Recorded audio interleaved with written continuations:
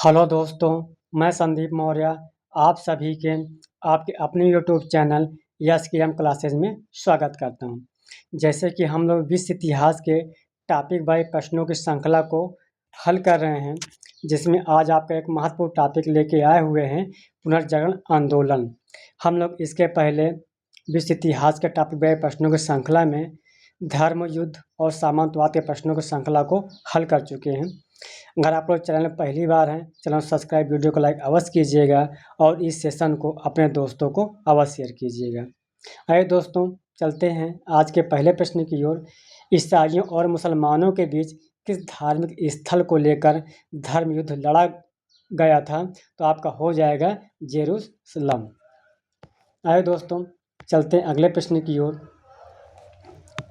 अगला प्रश्न है, 12वीं शताब्दी पुनर्जागरण में क्या हुआ था? आप लोग बताना क्वेश्चन नंबर 2 में 12वीं शताब्दी ईस्वी में क्या हुआ था। तो उस समय क्या हुआ था? अरस्तु के प्रारंभिक पुनः प्राप्ति, कस्बों का उदय और सामंती यूरोप में सारी अर्थव्यवस्था की वापसी तथा विश्वविद्यालय का उदय, दोनों आपका सही है। आइए दोस्तों, चलते हैं अगले प्रश्न की ओर। अगला प्रश्न है, 12वीं शताब्दी यूरोपीय पुनर्जागरण के 2 बुद्धिजीवी आपके कौन थे? तो कौन थे आपके? थॉमस एक्विनास और विलियम ऑफ ओकहम। अगला प्रश्न है, कैरोलिगियन पुनर्जागरण के बारे में क्या सच नहीं है? जहाँ पे नहीं शब्द आ जाए उसको आप लोग प्रश्नों की श्रृंखला को हल करने से पहले जहाँ नहीं शब्द है उस प्रश्नों को पहले आप लोग गोला कर लीजिए, जिससे आपको ये क्लियर हो जाएगा कि हाँ, इसमें से कौन सा नहीं है, हमको वही शब्द आपको छांटना रहेगा। तो क्वेश्चन नंबर 4 में आपका हो जाएगा, तो इसमें से आपका कौन सा नहीं सही है? तो इसमें से आपका राइट आंसर हो जाएगा, इसने एरिस्टोटेलियन ग्रंथों को पुनः प्राप्त कर लिया था। आइए दोस्तों, चलते हैं अगले प्रश्न की ओर। अगला प्रश्न है, कैरोलिगियन पुनर्जागरण किससे संबंधित था? मध्ययुगीन यूरोप में एक कला आंदोलन था। चार्ल्स मैग्ने के नेतृत्व में एक सामंती पुनर्जागरण था। संगीत में एक क्रांति थी। 12वीं शताब्दी यूरोप में पत्रों में एक क्रांति थी। तो इसका राइट आंसर हो जाएगा बी, चार्ल्स मैग्ने के नेतृत्व में एक सामंती पुनर्जागरण था। अगला प्रश्न है, रोसिक्रूसियन प्रबोधन कहाँ हुआ था? इंग्लैंड में हुआ था, दक्षिणी यूरोप, मध्य यूरोप या नीदरलैंड? तो क्वेश्चन नंबर 6 में आपका हो जाएगा मध्य यूरोप में।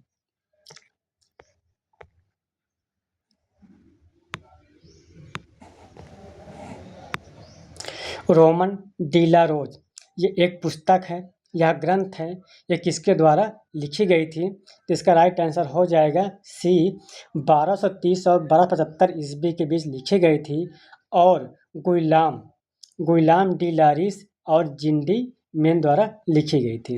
आइए दोस्तों, चलते हैं अगले प्रश्न की ओर।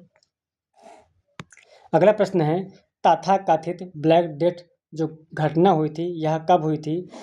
क्या आपका 1347 से 50 के बीच में हुआ था, 1351 के बीच में हुआ था, 1349 से 50 के बीच में हुआ था या 1475 के बीच में हुआ था? जो आपको जो ब्लैक डेथ घटना हुई थी आपका हुआ 1347 से 50 ईस्वी के मध्य।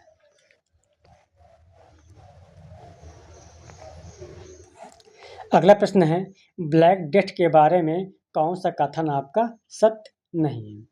तो आपको बताना है ब्लैक डेथ के बारे में कौन सा कथन आपका सत्य नहीं है। तो इसमें से आपका हो जाएगा ऑप्शन नंबर डी, लोगों का यह विचार था ईश्वर ने उनके पापों को सजा देने के लिए ब्लैक डेथ को भेजा था।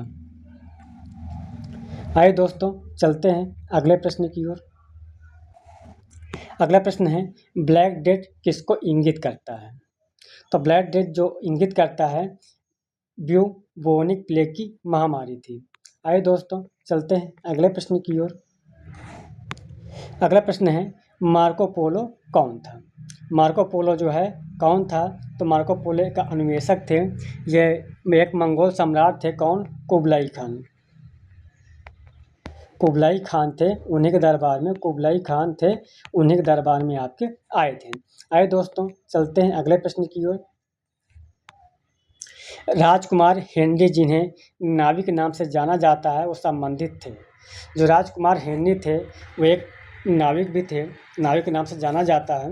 वो किस देश से संबंधित थे? वो आपके थे पुर्तगाल।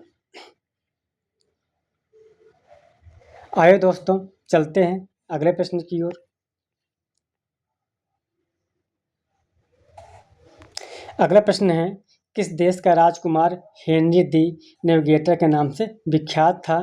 तो आपका राइट आंसर हो जाएगा पुर्तगाल।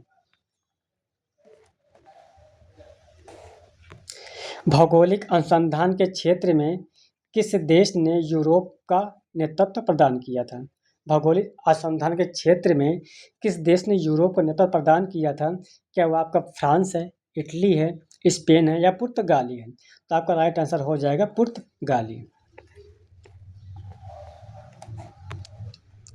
यूरोप से दूर विश्व की खोज 15वीं शताब्दी में किसके द्वारा की गई थी? तो आपका राइट आंसर हो जाएगा पुर्तगाल और स्पेन के द्वारा की गई थी।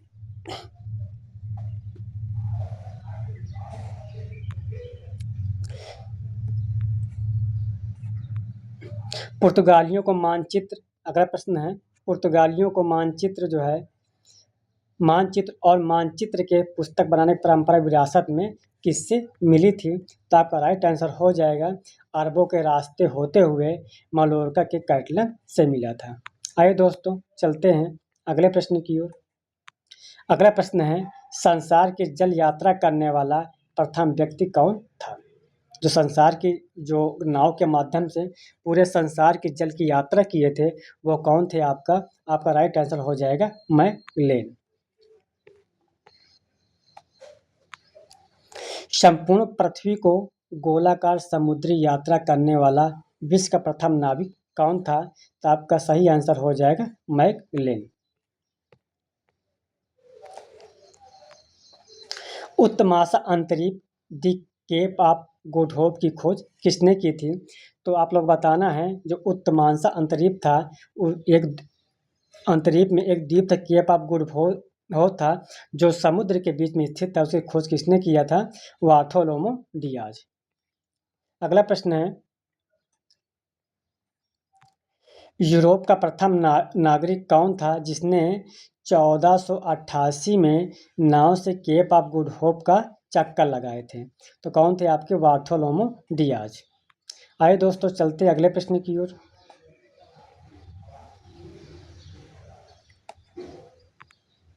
अगला प्रश्न है, 15वीं शताब्दी के अंत में जब पुर्तगालियों ने केप ऑफ गुड होप होते हुए हिंद महासागर में प्रवेश किया तो पाया कि उन्होंने क्या पाया? यह क्षेत्र पहला ऑप्शन क्या कह रहा है? यह क्षेत्र चीनी नौसैनिक बेड़े द्वारा घिरा एवं गश्त लगता हुआ। बी क्या है? एक क्षेत्र जहां समुद्री व्यापार विकसित नहीं हुआ था। सी क्या है? यह जिनेवा के व्यापारियों का नियंत्रण एवं असंख्य बंदरगाह थे। डी क्या है? मुस्लिम व्यापारियों प्रभुत्व वाला एक लंबी दूरी के व्यापार मार्गों का यंत्र था। तो इसमें से आपका राइट आंसर हो जाएगा बी, बिल्कुल आपका सही है, एक क्षेत्र जहां समुद्री व्यापार विकसित नहीं हुआ था।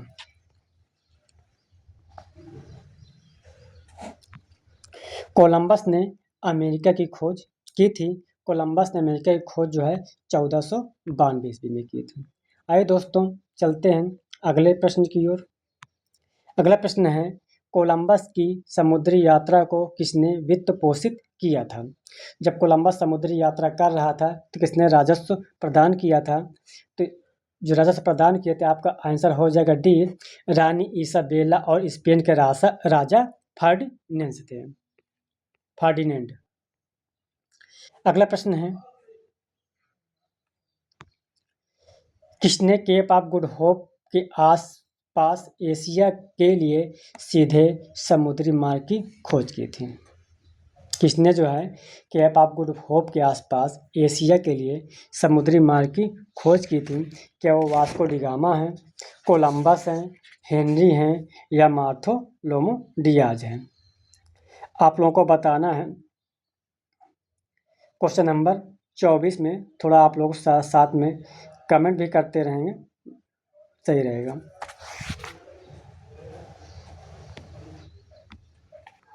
तो आपका राइट आंसर हो जाएगा वास्को डी गामा। आइए दोस्तों चलते हैं अगले प्रश्न की ओर। अगला प्रश्न है वास्को डी गामा भारत कब पहुंचा था? क्या वो 1491 है, 1492 है, 1493 है या 1498 है? वास्को डी गामा भारत कब पहुंचा था? तो आपका राइट आंसर हो जाएगा 1498। आइए दोस्तों चलते हैं अगले प्रश्न की ओर। अगला प्रश्न है मालाबार तक पहुंचने के लिए वास्को डी गामा को किससे मदद मिली थी? तो किससे मिले थे? इब्न मजीद से मिली थी। यह कौन थे आपके?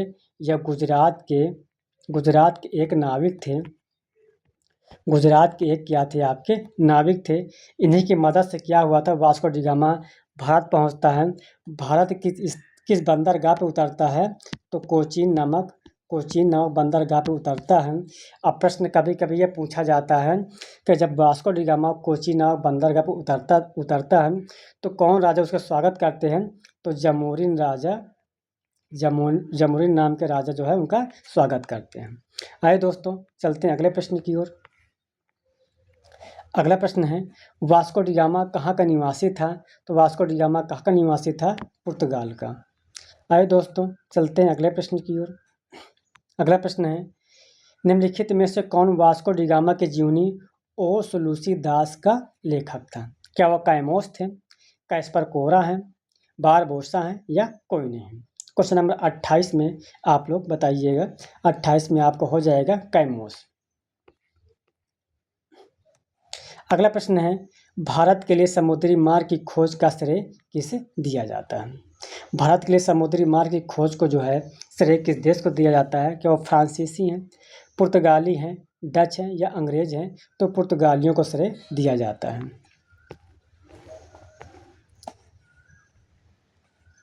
अगला प्रश्न है यह प्रश्न आप लोग वेरी इंपॉर्टेंट कर लीजिएगा। यह प्रश्न एग्जाम में कई बार पूछा भी गया है।